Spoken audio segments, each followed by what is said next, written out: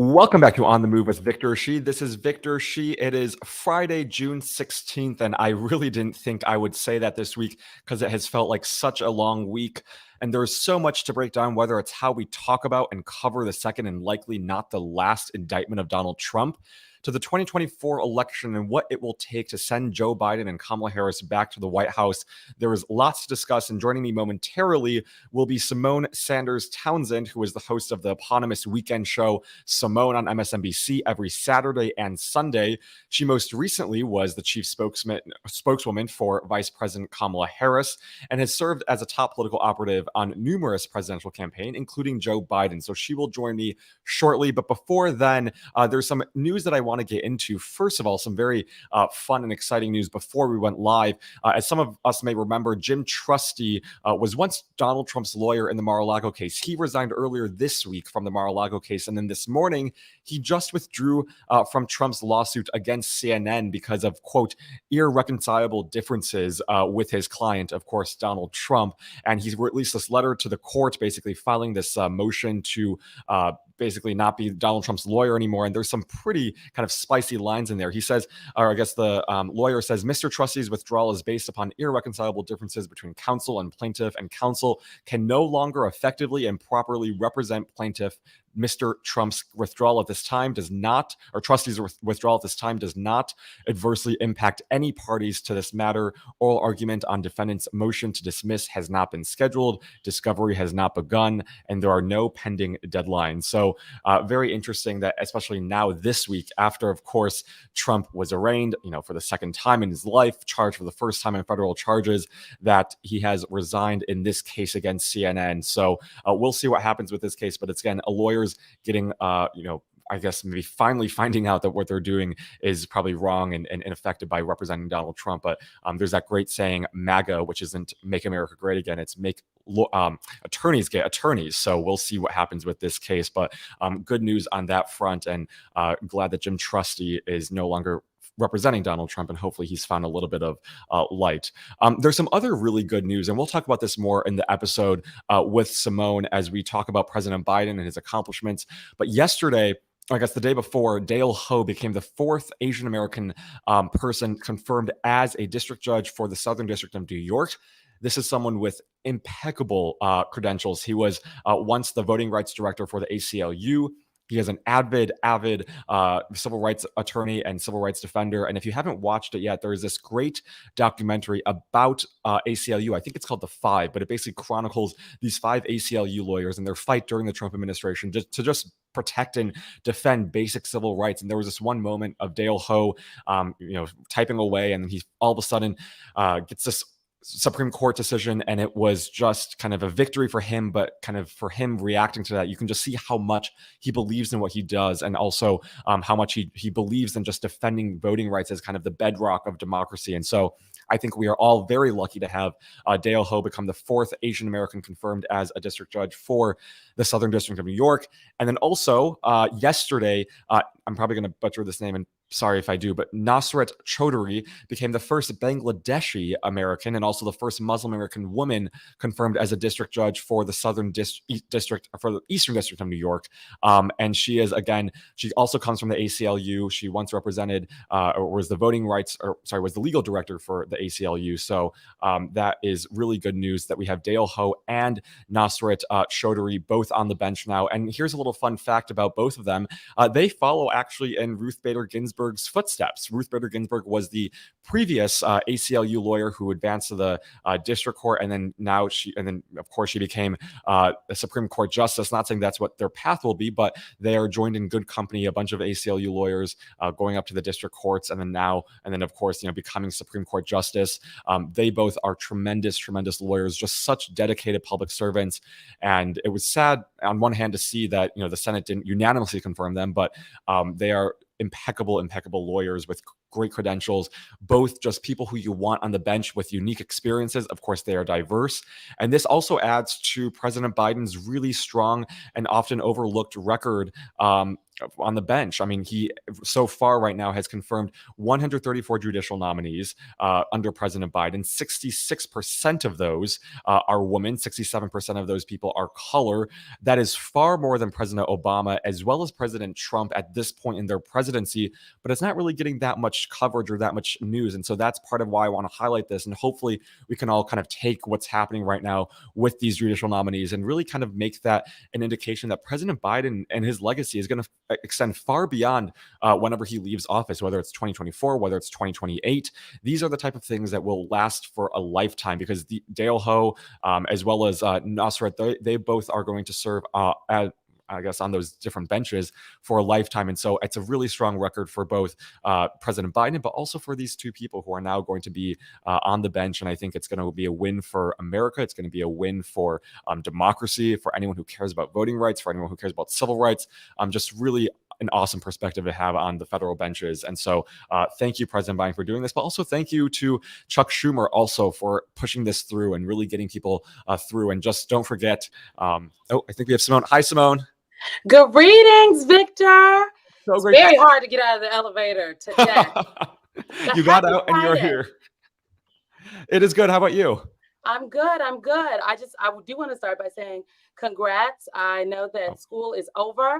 Okay, I saw your tweets the other day. So I hope you're ready for the summer. I am so ready for the summer. I'm still in LA and I'm moving to DC tomorrow, actually, and I'm not quite ready for the DC humidity, but I'm looking forward to being out of LA and being done with school. This is why I am fresh-faced today, because it is hot. Yes. So there's so much that I want to talk to you about, but I have to start off by asking you about this, what felt like a really long week in this Trump indictment. There's so much to talk about, but I don't want to spend too much time talking about Trump. But I do want to ask you about the process of classified information, because I know you were working at the White House. You know how important it is to keep classified information secure and safe. I'm wondering if you can just talk about that and what the American people should know about why this is such an important and dangerous thing that Trump did with classified information. Victor, it is concerning. I think that this is, let me just back up and set the stage and say that this is this particular case against the former president is not a case that's about like bureaucratic processes or just documents. This is something about our national security, our nation's most sensitive information, and the rules that govern how that information is handled. And abiding by those rules is important. And frankly, a violation of those rules is in fact serious, because it's a violation of those rules that can get someone killed.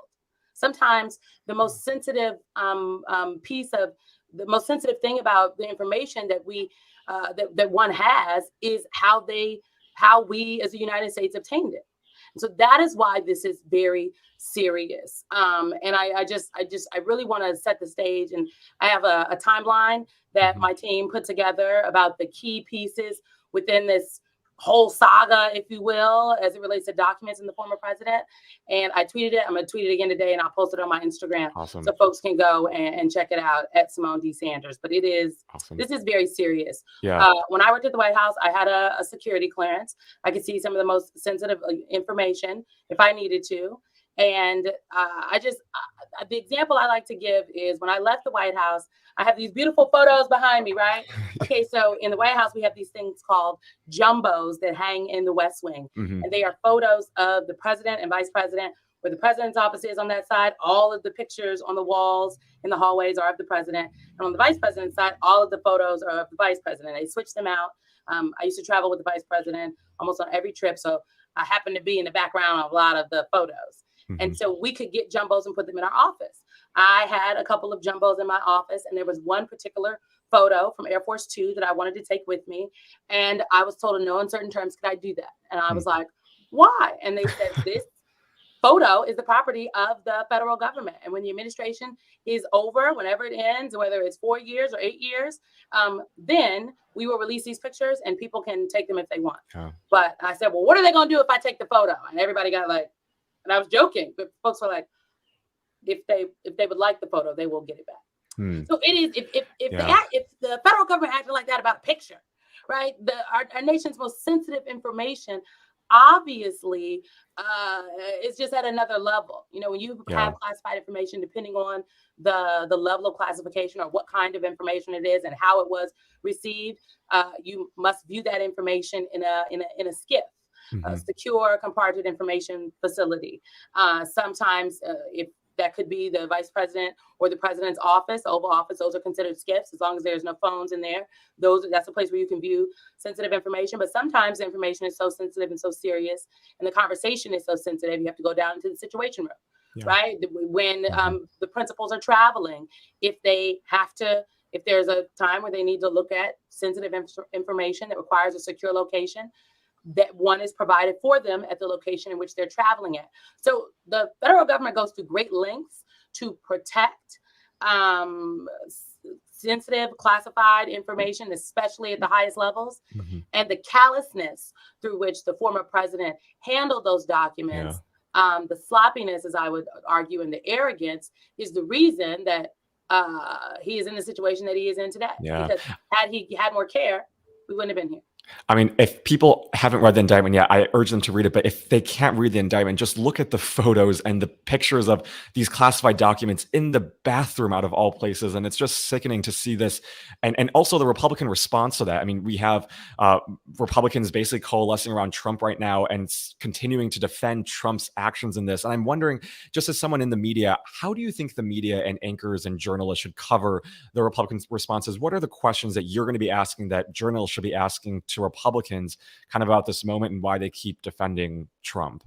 I think every Republican should be made to ask, are you comfortable with, describe the thing? Are you comfortable with a former president of the United States of America having information about our country's nuclear capabilities in an unsecure location? Yeah. Are you comfortable? Like, just describe the things. Do you find it appropriate? Would you support?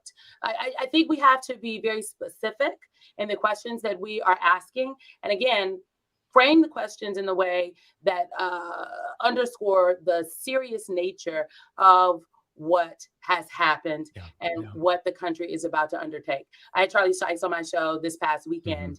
And we were kind of talking about the Republican response from 2024 contenders, folks who would like to take on Donald Trump. And, in my opinion, I've worked on a lot of different campaigns. Yeah. The best way to campaign is to compete. And you can't compete with your opponent if you don't, call the things out. Right. And Charlie made such an important note towards the end of our conversation. He said, I want to take a step back because this is bigger than just a horse race. This is about our democracy. And it is such an important reminder because we can get caught up in the horse race. And I think that the media apparatus can get caught up in the horse race. But this is about our democracy. Yeah, absolutely. Democracy gets me all choked up. All good. I want to ask you about President Biden and Vice President Harris, but quickly, I want to ask you about the 2024 Republican primary, because as someone who's worked in politics and campaigns in a long time, I agree with you. What you're seeing from the field, to me, feels so 2015, where most of the candidates don't even dare to touch Trump's name, but he's still the front runner. I'm wondering if you think that's a winning strategy for any of these Republicans, and if you can see a lane for any of these Republicans to beat Trump, at least in the primary. No, I do not think that is a winning strategy. And I think, frankly, Victor, we see the strategy changing. If we really just want to talk about the politics of it for a second, right after the indictment came out, well, I would even argue before the indictment came out, former Vice President Pence, who frankly has, his tone has changed over the course of some months about his willingness to take on former President Trump. He was very strong right before the indictment came out. Right after the indictment, his words were a little mealy-mouthed. But then you saw folks like former Vice President Pence, have very strong language over the last couple of days, particularly around what the actions as laid out in the indictment are indefensible. He himself said, I cannot defend that. Former Governor Chris Christie, who is a former federal prosecutor, has again carried this conversation with great gravity, but has also been willing to take on Donald Trump in other areas. Former Governor Asa Hutchinson literally launched his campaign saying, "We don't need Trump. Okay, get my kind of brand of Republican. This is my brand is what the party needs." You've got the mayor of Miami, Mayor Suarez, who is now getting in the race. You've got folks like Tim Scott, who struck a very hopeful tone, but then has been willing to parrot some of the just more nonsensical language surrounding the former president and what he is doing. And of course, Governor Ron DeSantis, which I Yeah. really think the media has hyped him up. So I would just say, as someone who has seen a lot of campaigns, both gubernatorial, congressional, presidentials, it is very important for candidates to be willing to differentiate themselves, but also be able to talk about why they believe that they should be the nominee. And so some folks' strategy has been, look, I don't want to talk about them. I want to talk about me. I don't want to talk about Joe Biden. But I don't think that strategy is going to hold going into what is going to be the first Republican debate, which is at the end of August. There will be many more debates between August and January 8th. And January 8th are the Iowa caucuses. So there's little time for folks to get in there and differentiate themselves. But Victor, it's not a foregone conclusion. I do not think it's a foregone conclusion that Donald Trump is going to be the Republican nominee, because the way in which one becomes a nominee of a party in this country, whether it is the Democratic Party or the Republican Party, is you got to win a primary. And the way you win a primary, you got to get delegates. That means you have to win states. That means you need to be able to count. Okay. That is such an important note. I totally, I mean, as a former delegate myself, I totally forgot about the delegate process. And that is true that while it is a democratic process in the sense that we vote, there are also delegates who end up making that determination. So I think that's important context to based remember. on the states, right? And the delegates make the determination based on, the states that one wins. And so winning Iowa gives one a certain number of delegates. Coming in second, very close in Iowa, gives one a certain number of delegates. Losing terribly in New Hampshire X's one out of a certain number of delegates. Yes. Very true. So I want to shift to President Biden, because this is someone, unlike President Trump, is ethical, is moral, is compassionate, has delivered for the American people. You've worked for him and you've seen kind of his character and just his commitment to delivering for America and all of the accomplishments he's had. But at the same time, it feels like Americans don't seem to be kind of seeing or feeling the impact of what he's done. And I'm wondering what you think is causing this sort of disconnect, and what you see as kind of the biggest challenge for President Biden and his campaign as 2024 rolls around in terms of getting that message out there. I think that, I think the administration has acknowledged that they need to do, they have to sell what they have done over the last 2 years, because there's very little that is going to be able to come together this year, given just the makeup of Congress with the Republican House of Representatives. And I think that President Biden very early on understood, and frankly, he himself would cite the faux pas from his perspective from what they did in the Obama administration. They passed the Affordable Care Act, and then they did not go out there and sell it. And to the point where you would go up to people in 2012 and even 2016 and ask them, what do you like the fact, these points about, do you like the fact that now your insurance can't kick you off, and are you supportive of the Affordable Care Act? They would say yes. And then you would say, are you supportive of Obamacare? And some people would say, heck no. Okay, well, they are in fact one and the same. Right. You don't even know. So I think that there's a realization. The question is how to operationalize that. The cabinet secretaries have been out there. I think that a lot of times what happens on the local level is not reaching up to the national media apparatus. And I think if we look at local headlines, local newspapers, local television coverage, it is seeping through some of these projects in key spaces and places. I think of Michigan. I think of places like Kentucky with the Brent Spence Bridge, right? If you live in Kentucky, honey, and pieces of Ohio, you are very well versed on the Brent Spence Bridge and why what the administration has done is key. The CHIPS Act, right?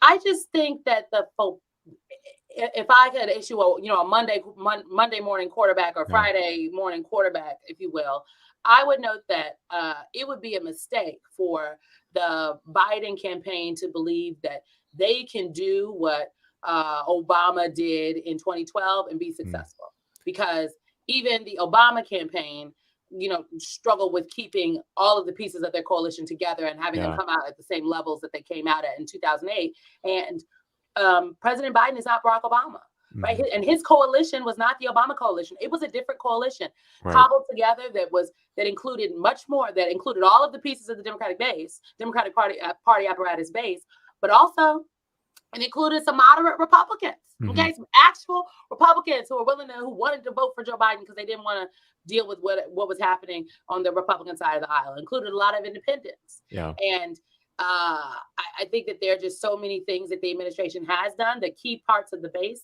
may not be may not feel as though they have delivered for them, but they have to go out there and talk about them and be aggressive in the campaign apparatus and not just, sit from the perch of the White House and think that that's going to get it done, because you got to be in the barbershops, the beauty shops, and the Bible studies, as I like to say. Absolutely. And I recently we've seen this sort of legendary and killer Dark Brandon approach. And I think that resonates especially with younger voters too, where you have President Biden not being afraid to call out Republicans and kind of channeling, his aviators. And I think that's a really awesome image. And I'm wondering if you think that's sort of the right message in terms of reaching maybe a younger demographic and how President Biden can capture that coalition. I think President Biden just has to be himself, right? And I think the Dark Brandon memes are I think it's funny, right? I think it's interesting. I think it goes to show that his administration or the people directly around him and his campaign are in touch with what is happening in the on the social sphere, right? To even know about Dark Brandon, because that was something that came from like Twitter and Reddit that the White House has sent and the campaign has like adopted. But I also think Victor, as well as I do, young people, we are just as concerned about the economy as we are about what's happening with student loans, as we are about some of these things that maybe are coming down from the Supreme Court, like women's bodily autonomy, what the states are doing, and just like who is protecting and looking out for the people. And I think that the administration or the campaign has to do a good job of just speaking directly to that. And frankly, they have a good track record to run on. And oftentimes, look, I've been on all sides of the media apparatus. Now I'm the person who is asking the questions and crafting the conversation. And sometimes when somebody comes on my show, if I have a cabinet level official, I'm very clear about what I want to talk about. It might not be what the administration wants to promote that day. It is the administration's job or the campaign's job or ex-governor's job, and point whatever name you want, to talk about the issues and bring the things up. I think that there is a responsibility on the media apparatus' side to not just do the doom and gloom, honey, but talk about give the people something positive. I mean, goodness, bridges are being built now. One could argue there's no better example of why we have to invest in the nation's infrastructure than what we saw on I-95 outside of Philadelphia within the last week. Right? So let's talk about it. Let's talk about the investments that are happening all over the place, but also let's hold the administration accountable on the answers that they have yet to, the questions that they have yet to provide answers to, the real concerns that people have out there. So I think it's a two-pronged approach. But if we, the media apparatus, don't ask, the people should just bring it up. Yeah. They should just do it. Don't wait. I mean, when we're talking about this, maybe this can be the last thing that we touch on today. When we're talking about the media and some of the things I wish they covered more, I wish they covered more of your former boss, Vice President Kamala Harris. Yesterday, there was, I think maybe it was the other day, David Rothkopf and a bunch of other people, I think, had this meeting with Vice President Harris, and he released this amazing thread of just kind of the side of Kamala Harris I don't think people see. And as someone who worked for her, can you talk to us about the vice president you got to see and that not enough people kind of know about and see in the public because maybe the media doesn't cover her as much as I think they should? So I think first of all, I saw David Rothkopf's Twitter thread, and I thought it was great. And then it encouraged other people who were in that meeting to say, well, I'm going to share my experience. Yeah. And some people would see that and say, well, why wouldn't the vice president's office just put that out? And it's been my experience knowing what I know about Vice President Harris. She is extremely intentional, and she does appreciate this one-on-one time, closed door aspect with people. And some of those things are things that you want to tell everybody about. When I worked there, I would be like, oh, we need to tell people about this.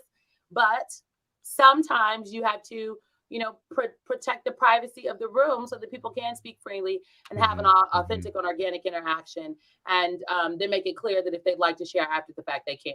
But I think that Vice President Harris is a really a formidable vice president, and it's been very interesting watching her. Obviously, I knew her from the inception, if you will, when she became then candidate Biden's running mate, to her taking the oath of office and becoming the vice president of the United States of America. And so I saw her navigate some thorny issues. And what I have been really struck by, and the things that we've been talking about on my show along these lines, is the effect that the Dobbs decision had across the country. And when the 2022 midterms happened, Victor, I think that if people just thought that out of nowhere, folks organized around the issue of abortion and women's Mm-mm. bodily autonomy. But that is not what happened. From the perch of the White House, it was the vice president who continued to keep the pressure on and have those conversations. She met with folks all across the country. State legislatures that I spoke with would bring up that, it was the meeting with the vice president where she gave them ideas and heard from them and encouraged them, which helped push them forward and propel them forward in their fight through the next year. Abortion advocates and activists. And that is a story that was not, in my opinion, told. So when the midterms happened, everyone was like, yes, yes, Joe Biden, yes, yes. And okay, give the president the credit where it's due. He held his coalition together and stayed out of the way where he knew he would not be helpful. But I think that there's a story to tell about the work that the vice president has done as well. And there's some fascinating polling that shows that, because there is such a gap between Vice President Harris's popularity among young people and older folks. And the polls show that I think she leads the youth support by, I think, more than 30 points compared to some older generation. So I think she's going to have a huge influence and role to play in 2024. And I'm wondering what you think that might be. Yeah, but I think the vice president, at least in the last, we don't even got to go back too far. In the last this administration, the Trump administration, and then the Obama administration, I think the vice president has played an important role. Now, the role has been different. Okay, one could argue Mike Pence's role was kind of standing in the gap for democracy on January 6th. Yeah. Standing in the gap for some other things. That's another story. When Joe Biden was vice president, he played a heavy role legislatively because he's spent so much time. Yeah. He served in Congress for almost longer than I've been alive. So the role that Vice President Harris, I think, has played in this administration has also been significant. She does know a number of these progressive groups and issues, frankly, very well. She was the attorney general for the second largest justice department in the country, second only to the United States Department of Justice. And so when it comes to these issues of judges, when it comes to the issues of particularly around the work that happened on the anniversary of George Floyd, when it comes to any of these legal things, when it comes to the issues of immigration, right? The vice president has a long history doing that work, a long history, particularly when it comes to the issue of abortion access and reproductive rights. And then obviously when it comes to childcare, Glenn, look, the economic streets will tell you that the child tax credit that the administration, was successful in pushing and getting passed for the first year in the Biden-Harris administration was modeled directly after legislation and work that the vice president did when she was a senator. Yeah. And so I think, so understanding all of that, I think, but every single vice president, at least in the last 3 administrations, I think have played an important role for their president. The roles have just been different. And I don't think Vice President Harris is an anomaly there. I think the difference is now, I believe that there is a widespread belief among allies of the president, and I think more people inside the building of the White House and also the campaign, that there's just an understanding, like everybody's got the same baseline understanding. The president cannot be successful in his reelection bid if the vice president is also not successful. And so, and there's also a realization that there are things that maybe the vice president is maybe better suited and excelling at to do. I went down to Tennessee and in Nashville to interview the Tennessee Three. And I interviewed them right after the rally, the impromptu rally that Vice President Harris held. I was standing in the room with the press, and the response that she got in that room and the way in which she commanded the stage. I used to work for the lady. Yeah. I was like, okay, this is like, all right. This is strong suit of her. She can go in and command a crowd and take the stage in a way where maybe President Biden might he flourishes in an environment where he's at a town hall or like one-on-one with people with the microphone. So it's just about what works well for each principal to get to the final goal. Well, 2024 can't come soon enough, and I'm grateful for Vice President Kamala Harris's voice, and I'm also grateful for your voice and everything you do. And I hope everyone watches your show, Symone, on weekends at 4 p.m. on MSNBC. You do such a great job, and thank you for all that you have done, and thank you for all that you do. I'm so grateful that you joined me this morning. Thank you, Victor. I'm so grateful for you. And I've got a special dropping tonight, folks, on Juneteenth about Peacock. So it starts airing on Peacock. It's a Symone journey to Juneteenth. I went to the National Museum of African American History and Culture and did a guided tour with the director of the museum, Director Kevin Young, and it's really great. We go through the history. We talk a little facts, some unknown things people maybe didn't know. So I encourage people to check it out. It starts airing tonight on Peacock, MSNBC on Peacock. Definitely will. Symone, thank you so much, and thank you so much for joining me this morning. Thank you. See you later. Of course. Bye. Thanks so much.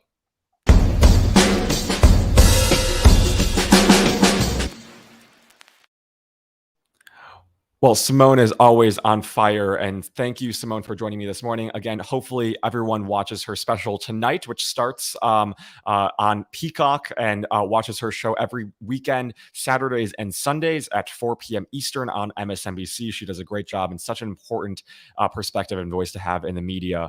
So thank you, Symone. I know this has been a very, very long week, and I'm grateful for all of you for watching this show. We've had some great guests who have kind of walked us through all ins and outs of the Trump indictment, the political ramifications, the legal ramifications, the national security ramifications. And so we've gotten a good picture, and I know there will be much more on that end in the weeks to come. I will be back next week, starting on Monday, all the way through Friday at 8 a.m. Pacific, 11 a.m. Eastern, right here on youtube.com/Politicon with some great guests. So tune in for that. And you can also find me on Twitter at VictorShe2020, where we'll be live streamed every morning at 8 a.m. Pacific, 11 a.m. Eastern. So you can find us there. And thank you all again for all that you do and for tuning in. Now get out there, hopefully make a call, knock on a door, join a campaign, do some volunteering, take some of the knowledge that you've learned from all of our tremendous guests and apply it in the real world.